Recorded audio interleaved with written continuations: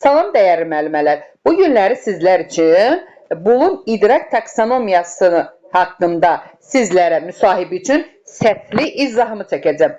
Dəyərli müəllimələr, Bloom idrak taksonomiyası nədir və dərsin təşkilində hansı rol oynayır? Belə bir sual sizə verilərsə əgər, bu zaman cavab verəcəyik ki, Bloom idrak taksonomiyası şagirdlərin təfəkkür və idrak bacarıqlarını sadədən mürəkkəbə doğru, yəni mərhələli şəkildə inkişaf etdirən iyerarxik bir sistemdir.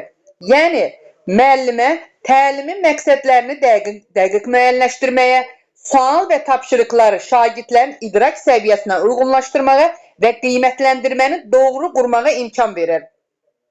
Sualı belə cavab verəcəyik. Sonra, gələk ikinci sualımıza. Bloom idrak taksonomiyasının neçə səviyyəsi var və hansılardır? Bilirik ki, Bloom idrak taksonomiyasının 6 səviyyəsi var.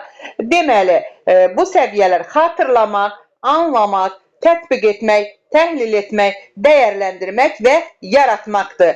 Ən aşağı səviyyəsi xatırlamaq, ən yüksək səviyyəsi isə yaratmaq mərhələsidir. Bəs yaxşı, belə bir sual düşdü ki, aşağı və yuxarı təfəkkür səviyyəsində necə qruplaşdırılır Bloom idrak taksonomiyası səviyyələri?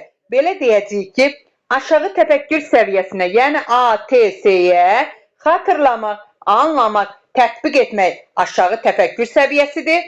Yuxarı təfəkkür səviyyəsi isə təhlil etmək, dəyərləndirmək, yaratmaq. Bunlar isə Y-T-S, yəni yuxarı təfəkkür səviyyəsidir.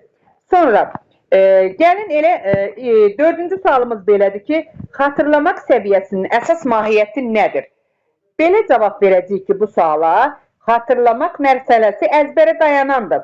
Bilirsiniz ki, informasiyanın yadda saxlanılması, yada salınması, olduğu kimi ifadə edilməsidir. Yəni, şagird faktı, qaydanı, tarixi, tərifi xatırlayır, deyir. Deməli, feilləri də tanımaq, adlandırmaq, siyahıya almaq, sadalamaq, tərif vermək, yəni xatırlamaq mərhələsi faktoloji biliklə əlaqəlidir və xatırlamaq mərhələsi əzbərə əsaslanan mərhələdir. Şagirdə sualı verirsiniz, şagird sualı xatırlayır, yadına salır, cavab verir. Sonra, bəs anlamaq səviyyəsi xatırlamaq səviyyəsindən nə ilə fərqlənir? Belə bir sual verilsə, cavab verəcək ki, şagird xatırlamaq səviyyəsində şagird məlumatı olduğu kimi təkrarlayırsa, anlamaq səviyyəsində məlumatı öz sözləri ilə izah edir. Mahiyyətini başa düşdüyünü nümayiş etdirir, nümunə gətirir, ümumiləşdirir, qruplaşdırır və feilləri də izah etmək